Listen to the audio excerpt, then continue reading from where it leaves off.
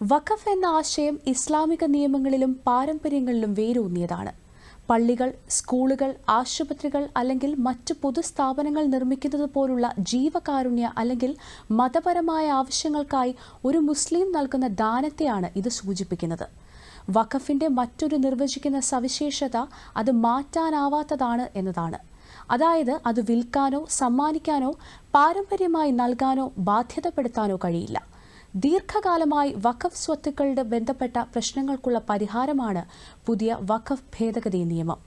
വഖഫ് സ്വത്തുക്കളുടെ കാര്യക്ഷമതയും സുതാര്യതയും ഉറപ്പുവരുത്തുന്നതോടൊപ്പം ന്യൂനപക്ഷങ്ങളുടെ ക്ഷേമവും ബിൽ വിഭാവനം ചെയ്യുന്നു. ദരിദ്രർക്ക് വിദ്യാഭ്യാസം, ആരോഗ്യ സംരക്ഷണം, പാർപ്പിടം, പിന്തുണ എന്നിവ നൽകിക്കൊണ്ട് സമൂഹത്തെ സഹായിക്കുക എന്നതാണ് വഖഫ് യഥാർത്ഥത്തിൽ ലക്ഷ്യമിടുന്നത്. എന്നാൽ കെടുകാര്യസ്ഥത, അഴിമതി, കാര്യക്ഷമതയില്ലായ്മ തുടങ്ങിയ പ്രശ്നങ്ങൾ കാരണം പലപ്പോഴും വഖഫ് സ്വത്തുക്കളുടെ പ്രയോജനം അർഹതപ്പെട്ടവരിലെത്തുന്നില്ല. സംവിധാനത്തെ കൂടുതൽ സുതാര്യതയുള്ളതും കാര്യക്ഷമതയുള്ളതുമാക്കി മാറ്റി പ്രശ്നം പരിഹരിക്കാനാണ് വഖഫ് ഭേദഗതി ബിൽ ലക്ഷ്യമിടുന്നത്. വഖഫ് മാനേജ്മെന്റിലെ ഒരു വലിയ പ്രശ്നം സുതാര്യതയില്ലായ്മയാണ്. ഇത് അഴിമതിക്കും ഫണ്ടുകളുടെ ദുരുപയോഗത്തിനും കാരണമാകുന്നു. എല്ലാ വഖഫ് സ്വത്തുക്കളും രേഖപ്പെടുത്തുന്നതിനായി ഒരു ഡിജിറ്റൽ പോർട്ടൽ പുതിയ ബിൽ അവതരിപ്പിക്കുന്നു. അവ ട്രാക്ക് ചെയ്യാനും ഓഡിറ്റ് ചെയ്യാനും എളുപ്പമാകുന്നു. ഫണ്ടുകൾ ദുരുപയോഗം ചെയ്യപ്പെടുന്നില്ല എന്നും ദരിദ്രരെ സഹായിക്കുന്നതിനായി ചെലവഴിക്കുന്നുണ്ടെന്നും ഉറപ്പാക്കുന്നു. നിർബന്ധിത സാമ്പത്തിക ഓഡിറ്റുകളും ഡിജിറ്റൽ രേഖകളും ഉപയോഗിച്ച് ഈ മാറ്റം അഴിമതി കുറയ്ക്കുകയും വഖഫ് മാനേജ്മെന്റിനെ ജനങ്ങളോട് കൂടുതൽ ഉത്തരവാദിത്തമുള്ളതാക്കുകയും ചെയ്യും. കോടിക്കണക്കിന് ദരിദ്ര മുസ്ലിങ്ങൾക്ക് ഈ നിയമനിർമ്മാണത്തിന്റെ പ്രയോജനം ലഭിക്കുമെന്നും ഒരു മുസ്ലിമിനും ഇത് ഒരു തരത്തിലും ദോഷം വരുത്തുന്നില്ല എന്നും കേന്ദ്ര ന്യൂനപക്ഷകാര്യമന്ത്രി കിരൺ റിജിജു രാജ്യസഭയിൽ ബില്ലിനെക്കുറിച്ചുള്ള ചർച്ചയ്ക്ക് മറുപടി നൽകവേ പറഞ്ഞു. നരേന്ദ്രമോദി സർക്കാർ സബ്കാ സാഥ് സബ്കാ വികാസ് എന്നീ കാഴ്ചപ്പാടോടെയാണ് പ്രവർത്തിക്കുന്നത്. മുസ്ലിങ്ങളെ രാജ്യത്തിന്റെ മുഖ്യധാരയിലേക്ക് കൊണ്ടുവരാൻ സർക്കാർ ആഗ്രഹിക്കുന്നു. സംയുക്ത പാർലമെന്ററി കമ്മിറ്റിയിൽ അംഗങ്ങളുടെ അഭിപ്രായങ്ങളും പരിഗണിച്ചിട്ടുണ്ടെന്നും അവരുടെ നിർദ്ദേശങ്ങൾ ബില്ലിൽ ഉൾപ്പെടുത്തിയിട്ടുണ്ടെന്നും കിരൺ റിജിജു പറഞ്ഞു. സെൻട്രൽ വഖഫ് കൗൺസിലിൽ എക്സ് ഒഫീഷ്യോ അംഗങ്ങൾ ഉൾപ്പെടെ 22 അംഗങ്ങളുണ്ടാകും. കൗൺസിലിൽ 4-ൽ കൂടുതൽ മുസ്ലിങ്ങളല്ലാത്ത അംഗങ്ങൾ ഉണ്ടാകില്ല. വഖഫ് ബോർഡിലെ 11 അംഗങ്ങളിൽ 3 പേർ മാത്രമേ അമുസ്ലിങ്ങളായിരിക്കൂവെന്നും കേന്ദ്രമന്ത്രി പറഞ്ഞു. जब मोदी जी ने कह दिया कि सबका साथ सबका विकास, वही तो संविधान का स्पिरिट है. फिर आप बार बार बोलते हैं कि हमको मुसलमानों के बारे में चिंता क्यों करना है. तो आप बताइए, मुझे एक चीज का जवाब दे दीजिए, अभी नहीं, आप सोच के बाद में जवाब दीजिए. आप कहते हैं कि मुसलमानों में बहुत गरीबी है और गरीबों के लिए सोचना चाहिए. इस देश में आजादी से लेकर के लगभग 60 वर्ष तक आपने सरकार चलाया, विशेष करके कांग्रेस पार्टी. तो अगर मुसलमान गरीब है, मुसलमानों में गरीबी ज्यादा है, तो किसने बनाया? आपने बनाया. उसको ठीक करने के लिए नरेंद्र मोदी जी का नेतृत्व में हमको काम करना पड़ रहा है. വഖഫ് സ്വത്തുക്കളും ഫണ്ടുകളും ദരിദ്രർക്ക് ആരോഗ്യ സേവനങ്ങൾ മെച്ചപ്പെടുത്തുന്നതിന് ഉപയോഗിക്കുന്നുവെന്ന് ബിൽ ഉറപ്പാക്കുന്നു. സൗജന്യമോ കുറഞ്ഞ ചെലവിലുള്ളതോ ആയ ആരോഗ്യ സംരക്ഷണം നൽകുന്നതിന് വഖഫ് ഭൂമികളിൽ ക്ലിനിക്കുകളും ആശുപത്രികളും സ്ഥാപിക്കുക, വൈദ്യസഹായ പരിപാടികൾക്ക് ധനസഹായം നൽകുന്നതിന് ചാരിറ്റികളുമായി പങ്കാളിത്തം സ്ഥാപിക്കുക, ദരിദ്ര പ്രദേശങ്ങളിൽ മരുന്നുകളും അവശ്യ ചികിത്സകളും കൂടുതൽ ലഭ്യമാക്കുക എന്നിവ ഇവയിൽ ഉൾപ്പെടുന്നു. മികച്ച ഭരണനിർവഹണത്തിലൂടെ കൂടുതൽ ആളുകൾക്ക് ആരോഗ്യ സംരക്ഷണം ലഭ്യമാക്കുകയും ചികിത്സാ ചെലവുകൾ കുറയ്ക്കുകയും പൊതുജനാരോഗ്യം മെച്ചപ്പെടുത്തുകയും ചെയ്യും. ദാരിദ്ര്യത്തിനെതിരെ പോരാടാനുള്ള ഒരു പ്രധാന മാർഗമാണ് വിദ്യാഭ്യാസം. സ്കൂളുകളും മദ്രസകളും നിർമ്മിക്കുന്നതിനും പരിപാലിക്കുന്നതിനും പാവപ്പെട്ട വിദ്യാർത്ഥികൾക്ക് സ്കോളർഷിപ്പുകളും സാമ്പത്തിക സഹായവും നൽകുന്നതിനും വഖഫ് ഫണ്ടുകൾ ഉപയോഗിക്കുന്നുവെന്ന് പുതിയ ബിൽ ഉറപ്പാക്കുന്നു. ഇതുകൂടാതെ തൊഴിൽ വൈദഗ്ധ്യം പഠിപ്പിക്കുന്നതിനുള്ള തൊഴിൽ പരിശീലന കേന്ദ്രങ്ങളെ പിന്തുണയ്ക്കലും ഇതിലുൾപ്പെടുന്നു. വിദ്യാഭ്യാസത്തിൽ ശ്രദ്ധ കേന്ദ്രീകരിക്കുന്നതിലൂടെ ദരിദ്ര പശ്ചാത്തലത്തിൽ നിന്നുള്ള ആളുകൾക്ക് മികച്ച ജോലി ലഭിക്കുന്നതിനും അവരുടെ ജീവിതം മെച്ചപ്പെടുത്തുന്നതിനും ബില്ലിലെ വ്യവസ്ഥകൾ സഹായിക്കുന്നു. ദരിദ്രരായ നിരവധി ആളുകൾക്ക് ഭവന നിർമ്മാണം ഒരു വലിയ പ്രശ്നമാണ്. ദരിദ്രർക്ക് കുറഞ്ഞ ചെലവിൽ ഭവനങ്ങൾ നിർമ്മിക്കൽ, വീടില്ലാത്തവർക്ക് ഷെൽട്ടറുകൾ നൽകൽ, താഴ്ന്ന വരുമാനമുള്ള കുടുംബങ്ങൾക്ക് സബ്സിഡി വാടക പദ്ധതികൾ സൃഷ്ടിക്കൽ എന്നിവ ബിൽ ഉറപ്പാക്കുന്നു.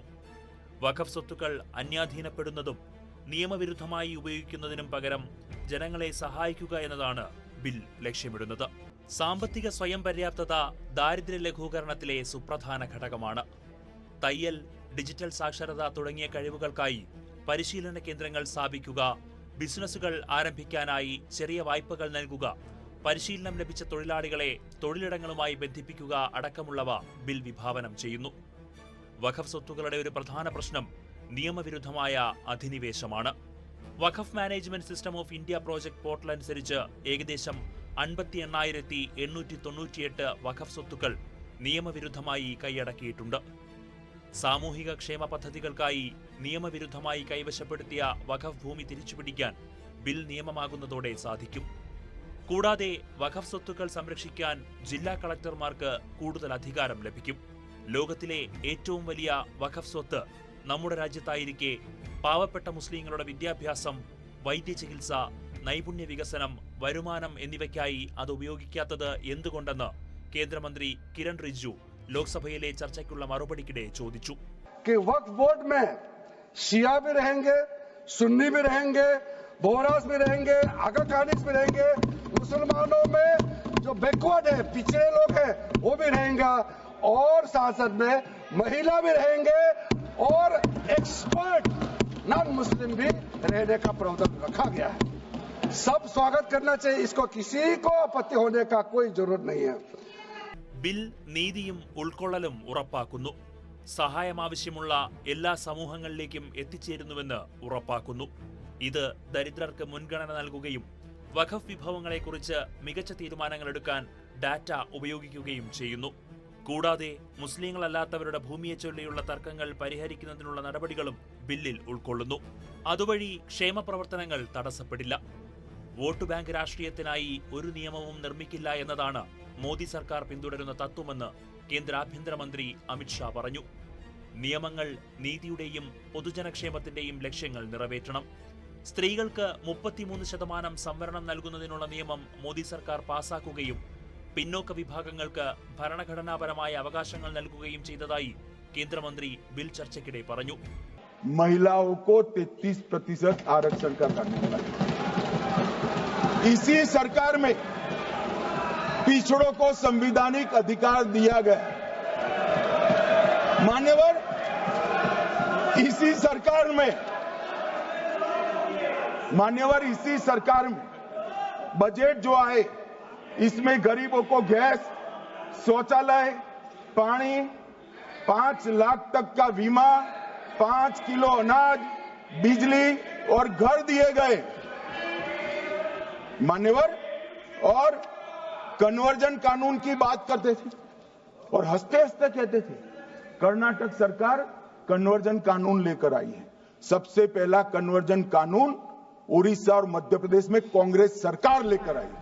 വഖഫ് സ്വത്തുക്കളുടെ കാര്യക്ഷമതയും സുതാര്യതയും ഉറപ്പുവരുത്തുന്നതിനോടൊപ്പം ദരിദ്രരെ സഹായിക്കുന്നതിനുള്ള ശക്തമായ ഉപകരണമായി വഖഫിനെ മാറ്റുക എന്നതും വഖഫ് ഭേദഗതി ബിൽ ലക്ഷ്യമിടുന്നു.